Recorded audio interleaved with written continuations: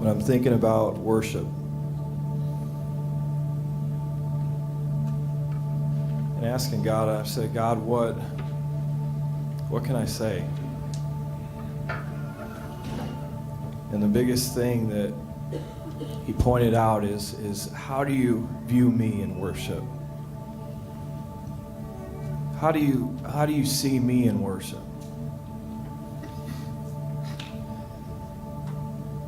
And so many times through my life, even early, being drugged and forced to be in this place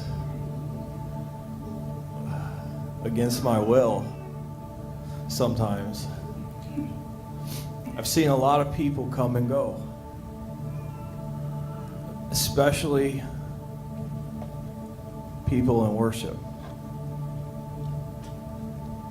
I've seen a lot of people come and go in just their life of worship.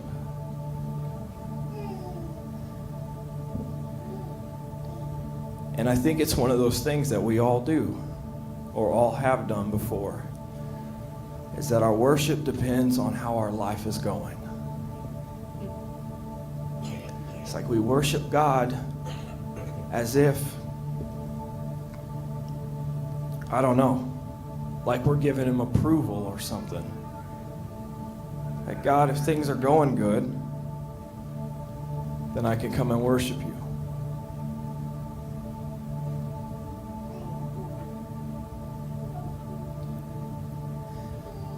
And it's like what Nick was talking about, that song that he wrote, talking about the prodigal son. Is that there was this one time in worship when I was just worshiping God, and he said, I want you to worship me like I'm your father. You know, I don't have a very good understanding of what that means. So I had to relate it to the best thing that I knew, and that was my mom. And I began to hear this revelation. He says, if things in your life are going good, or if things in your life are going really bad, what kind of a relationship do you have with your parents? Does it change? No, it doesn't change. What happens is no matter what you go through in your life, if you have a close relationship with your parents, they go through everything with you. You've never once gone through something bad in your life and turned around and looked at your dad and said, I'm not talking to you anymore because something bad happened. When something bad happens, I run to her and say, because I know that she loves me. I know that no matter what, that she loves me. And we have to look at worship the same way. That I have to choose God in no bad way whatsoever. That whenever I worship you, I'm going to look to you as my Father. And to know that you're not around to just make life good.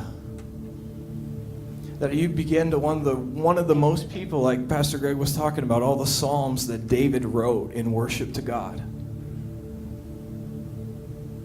And you'd read them, and they're all different. And some of them are really emotional, and some of them are angry, and some of them are happy. It's because you see that David worshiped God no matter what happened in his life. No matter what. So when it says, like, pray without ceasing, worship God every day, all day, what it means is just live your life with God. It doesn't mean that things are going to be bad. It doesn't mean things are going to be good all the time. It's that he just wants to experience it all. The good and the bad. And the moment that we compromise how good he is, and the moment that we compromise how much he loves us, depending on the things that we go through, then it'll just limit on how much you know him and how close you know him.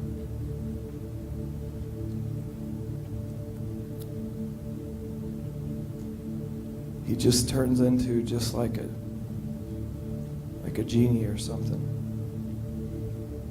Like, I only know you when things are good.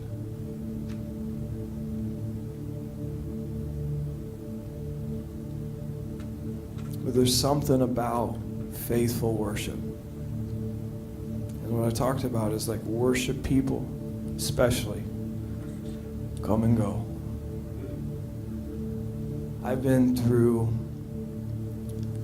some of the best moments in my life and walked up and led worship. And I've been through some of the most gut-wrenching moments when I can't even think about getting out of bed and walking up there and leading worship. It's not because I feel like it. It's not because like everything's going great. But it's because that's all I know to do. It's all I know to do is to worship God. And instead of disqualifying myself or being mad at God, you just got to go to the place when you're saying, God, just, even if it's bad, be with me. Even if it's bad, I know that you love me. Even when it doesn't make sense, I know that you're good.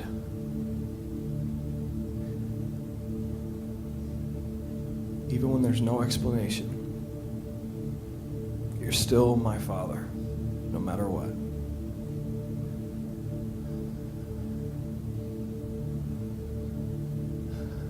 I don't know if you guys have anything that's want to add to it.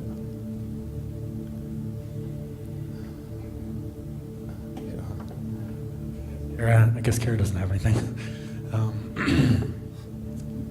So,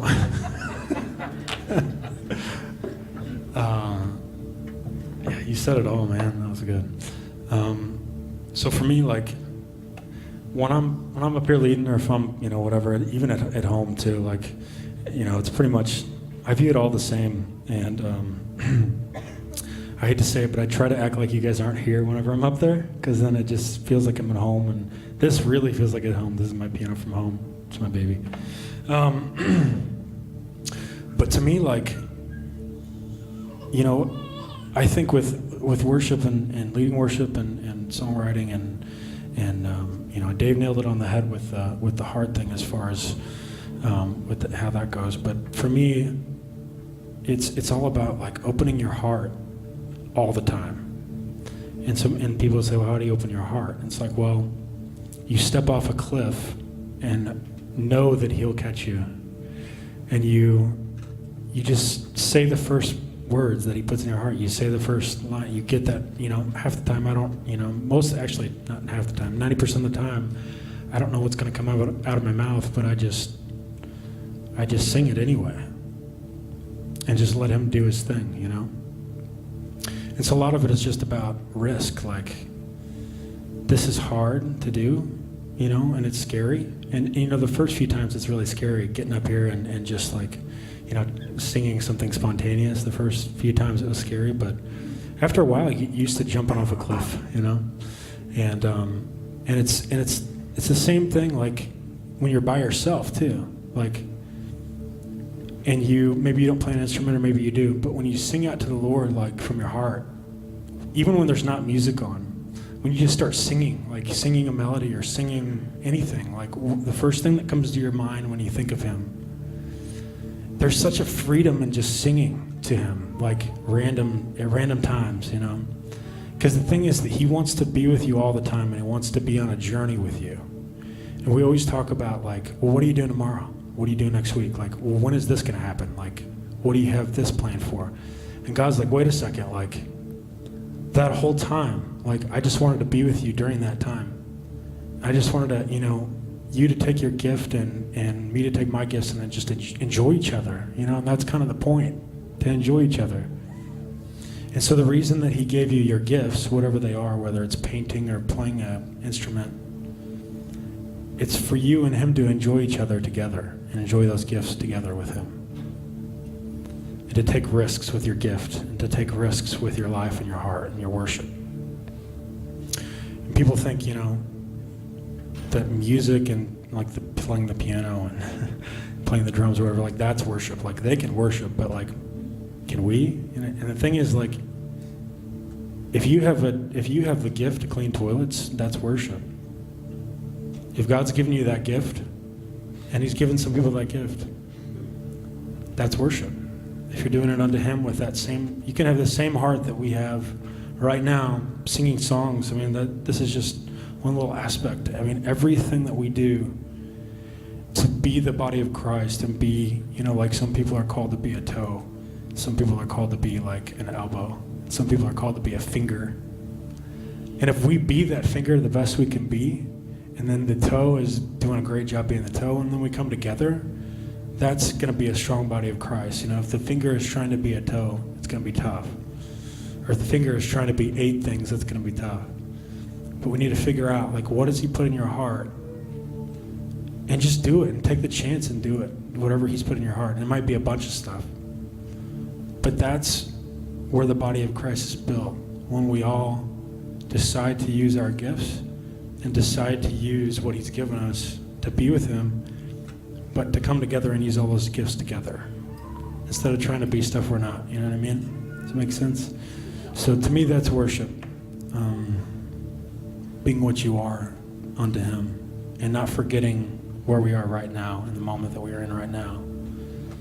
And, there's nothing wrong with planning. I'm not a planner, but there's nothing wrong with planning. But the journey is what it's about, and being in his story, right? So, yeah, that's all I got. You got anything? Still no? Okay.